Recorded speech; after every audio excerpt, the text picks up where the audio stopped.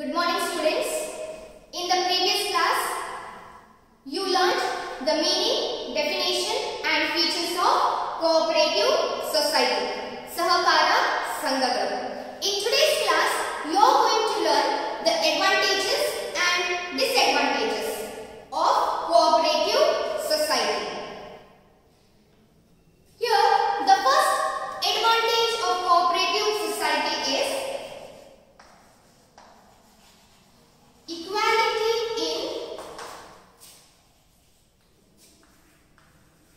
voting rights. That is equality in voting status. You all know that the cooperative societies have the feature of democratic character. It means every member of the cooperative societies have equal rights to vote, and through voting they select the managing committee, and that managing committee will manage the cooperative, that is all the operations of the cooperative society. Now, this cooperative society is governed by the principle one man, one vote. It means irrespective of total amount of capital contributed by the member or irrespective of the shares held by the member, every member will have equal voting right. That is, it is governed by the principle one man, one vote. So this is said to be one of the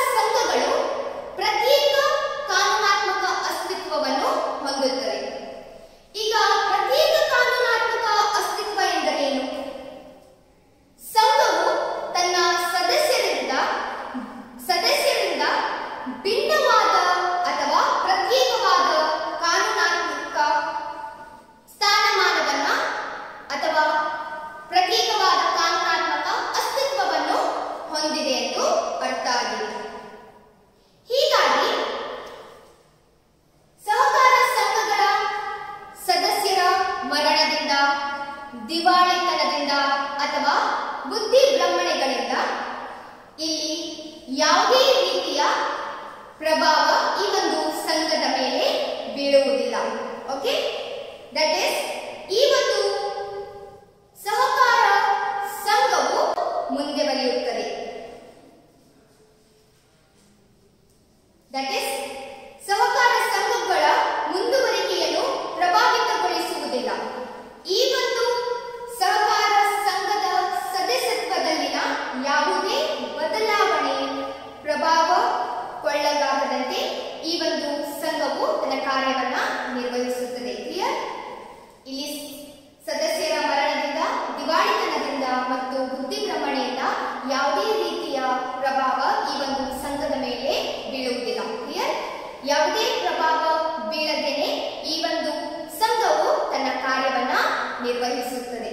Then the next one is economy in operation.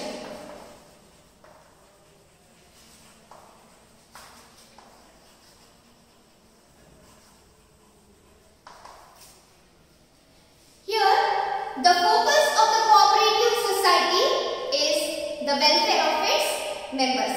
That is, the objective of the cooperative society is mutual help or self-help.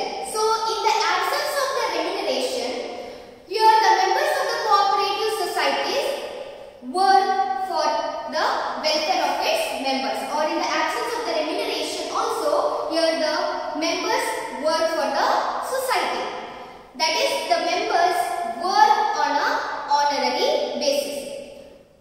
Also, here the cooperative societies are needed in order to eliminate the middlemen. When the middlemen are eliminated, even the cost reduces. Clear? Also, here the customers and the producers themselves are the members of the cooperative societies. Therefore, the bad debts, the risk of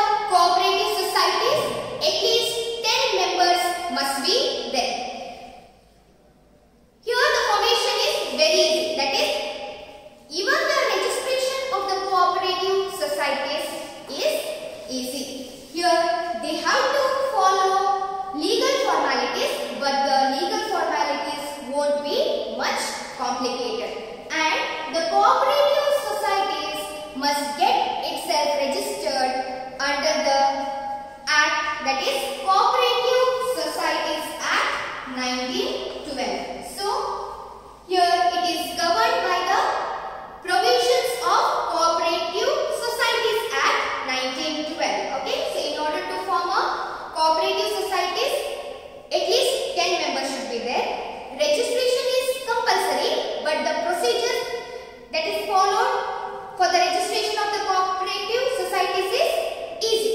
Okay, here much complications won't arise. That is why it is said to be the advantage of cooperative society. ಸ್ಥಾಪನೆಯ ಸುಗಮತೆ.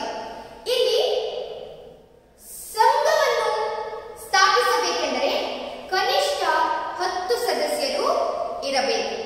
ಇಲ್ಲದಿದ್ದರೆ ಈ ಸಂಘವನ್ನ ಸ್ಥಾಪಿಸಲು ಆಗುವುದಿಲ್ಲ. Secondly, ಈ ಒಂದು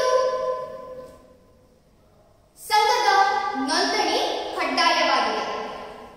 ಆದರೆ ಈ ನೋಂದಣಿಯ ಪ್ರೊಸೆಸ್ ಏನಿದೆ, ಓಕೆ, ಕಾರ್ಯವಿಧಾನ ಏನಿದೆ, ಅದು ಈಸಿ ಆಗಿದೆ. ಓಕೆ, ಇಟ್ ಈಸ್ ಈಸಿ, ಸರಳವಾಗಿದೆ. ಮತ್ತು ಇಲ್ಲಿ ಕಾಂಪ್ಲಿಕೇಟೆಡ್ ಯಾವುದೇ ಲೀಗಲ್ ಫಾರ್ಮಾಲಿಟೀಸ್ ಕಾಂಪ್ಲಿಕೇಟೆಡ್ ಇರುವುದಿಲ್ಲ. That is nothing but only few, ಕೇವಲ ಕೆಲವೇ ಕಾನೂನುಗಳನ್ನ ಫಾಲೋ ಮಾಡಿ ಸಂಘಗಳ ನೋಂದಣಿ ಮಾಡಬೇಕಾಗುತ್ತೆ. Okay, that is nothing but the procedure is not complicated but it is easy. ಹಾಗೆಯೇ ಈ ಒಂದು ಸಹಕಾರ ಸಂಘಗಳ ಸ್ಥಾಪನೆಯು ಸಹಕಾರ ಸಂಘಗಳ ಕಾಯ್ದೆ 1912 ರ ಅನ್ವಯ ಮಾಡಲಾಗುತ್ತದೆ. So this is the advantages of cooperative society.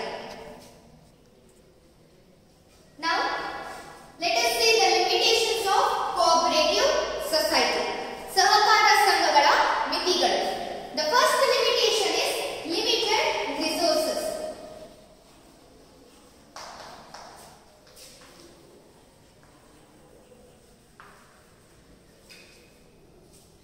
ಮಿತ ಸಂಪನ್ಮೂಲಗಳು ಅಥವಾ ಪರಿಮಿತ ಸಂಪನ್ಮೂಲಗಳು. Here the capital contributed by the members of the cooperative society is limited. That is,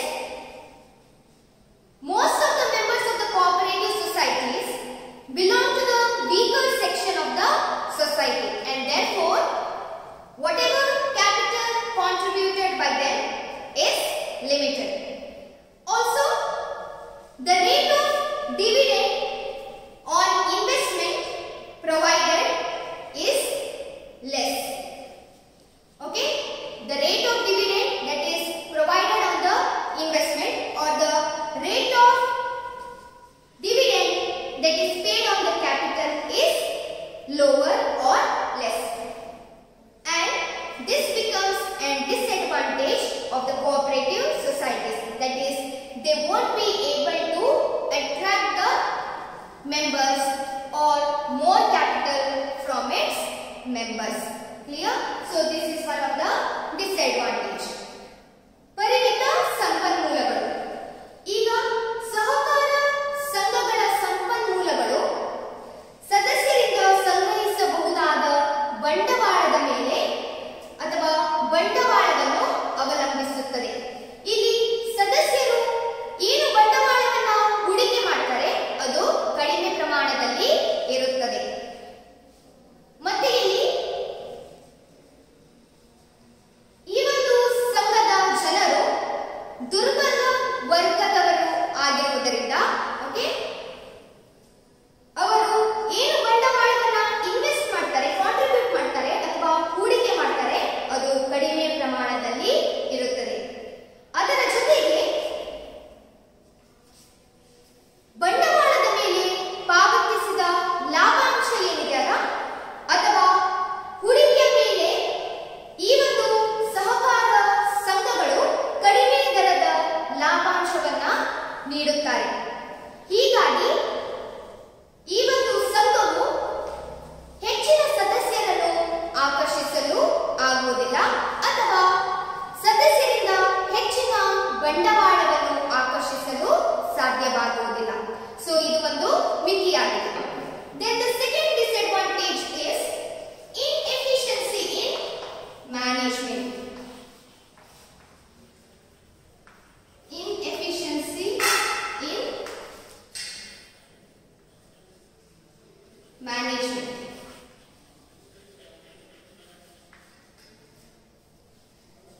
Here, all the members of the cooperative societies may not have prescribed qualification, skills or expertise. And because of the limited resources, because the cooperative societies have a disadvantage, that is, because they have a limited resources, they won't be able to attract or employ the expert managers in order to perform its day-to-day activities. Because of the inability to make the payments to them. Okay, because of the limited resources of the cooperative society,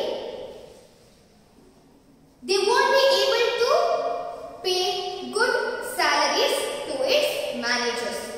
That is why here they won't be able to attract or employ the members who have good qualification, skills and expertise. ನಿರ್ವಹಣೆಯಲ್ಲಿ ಅದಕ್ಷತೆ. ಇಲ್ಲಿ ಸಹಕಾರ ಸಂಘಗಳು ಪರಿಣತ expertise ವ್ಯವಸ್ಥಾಪಕರನ್ನು ಆಕರ್ಷಿಸಲು ಅಥವಾ ನೇಮಿಸಿಕೊಳ್ಳಲು ಅವರಲ್ಲಿ ಸಾಧ್ಯವಿಲ್ಲ. ಯಾಕೆ? ಮಿತ ಸಂಪನ್ಮೂಲಗಳನ್ನು ಹೊಂದಿರುವುದರಿಂದ, ಆ ಒಂದು ಕಾರಣದಿಂದ ಈ ಒಂದು ಸಂಘವು ಅವರಿಗೆ ಹೆಚ್ಚು ಸಂಬಳ ನೀಡಲು ಅಸಮರ್ಥರಾಗಿರುತ್ತಾರೆ. ಓಕೆ, ಅವರಿಗೆ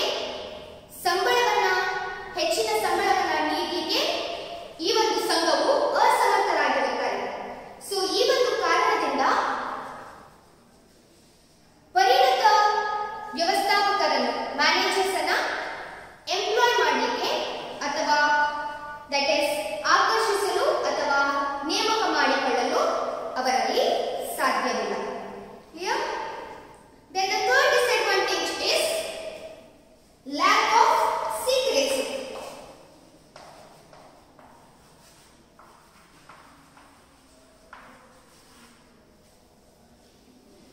Here, the business secrets cannot be maintained. Why?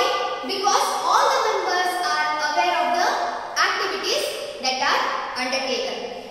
Here, the discussion is open to all the members of the cooperative societies. And as per the Societies Act 7, Societies Act 7, they have to disclose full information, and therefore the information of the cooperative societies cannot be maintained. Clear? Therefore the secrecy of the information cannot be maintained. Okay, here the discussion is open to all. Also, as per the Societies Act 7, they have to disclose all the information. So the secrecy cannot be maintained. ಗೋಪ್ಯತೆಯ ಕೊರತೆ.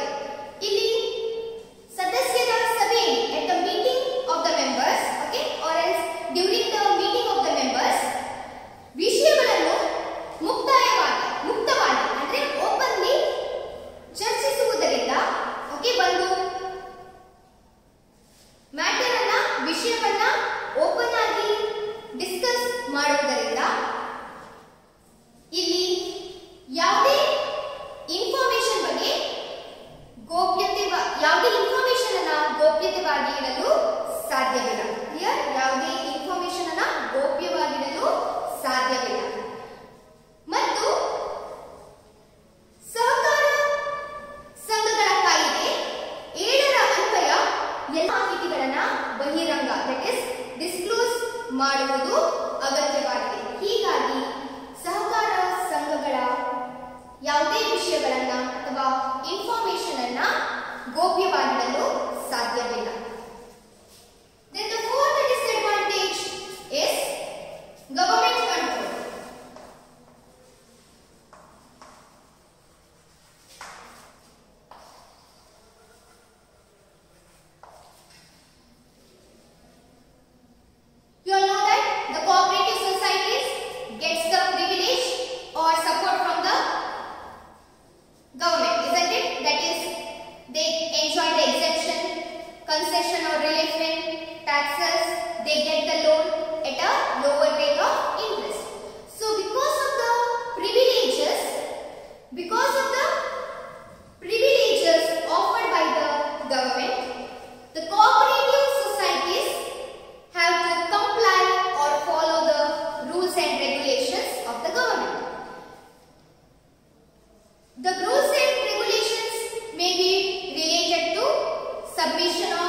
accounts, then auditing of accounts.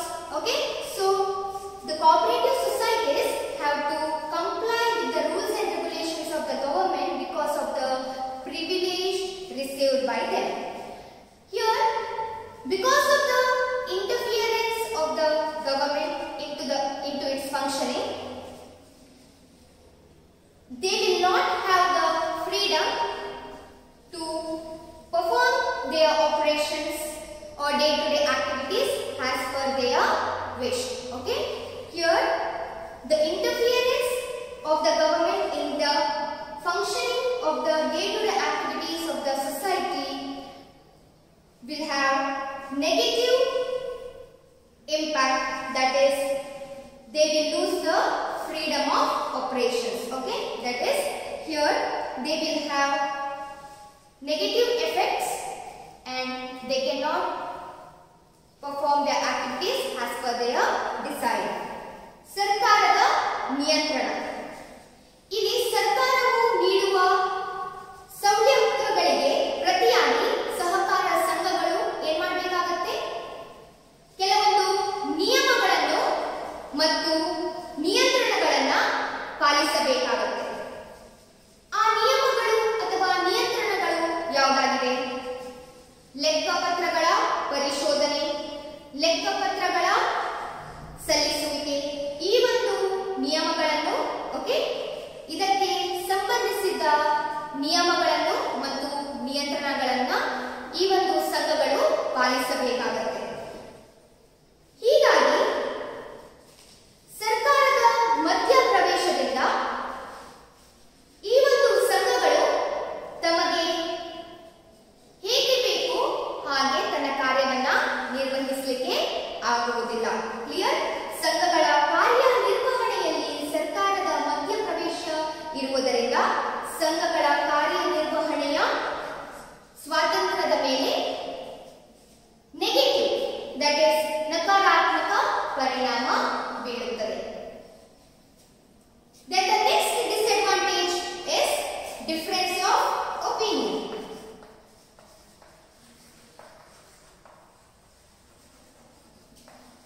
Difference of opinion. Now, the cooperative society is based on the principle cooperation. Cooperation is working together or working with others for a common purpose or common objective. And therefore, here harmony among the members must be present. But all the members may not have the same opinion, isn't it? The opinion differs from one member to the other members. So because of the internal politics, because of the difference in opinion, decision making may be difficult. Or because of the quarrels among the members, it might create disputes or it might lead to disputes. Even the personal gain or because of the selfish motive of a member, because of the selfish motive of a member, the main motive, that is the welfare of its members, because of the selfishness or the selfish motive of a member, the main motive, that is welfare of its members, may get affected negatively. Here they may forget the main objective of the cooperative society if they give more importance to their personal objective. Clear? So this is one of the disadvantages of cooperative society. ಅಭಿಪ್ರಾಯ ಭೇದಗಳು. ಇಲ್ಲಿ ಪ್ರತಿಯೊಂದು ಅಥವಾ ಪ್ರತಿಯೊಬ್ಬ ಸದಸ್ಯನು ಬೇರೆ ಬೇರೆ ಅಥವಾ ವಿವಿಧ ದೃಷ್ಟಿಕೋನವನ್ನ ಹೊಂದಿರುತ್ತಾನೆ. ಎಲ್ಲರದು ಸೇಮ್ ಒಪಿನಿಯನ್ ಇರುವುದಿಲ್ಲ.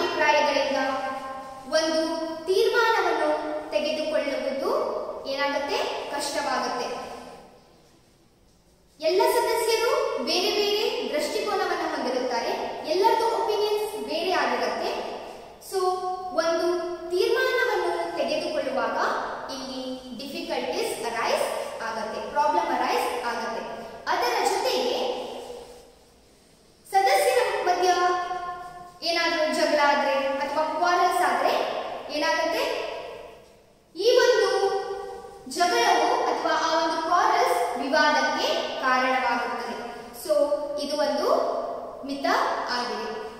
So this is about the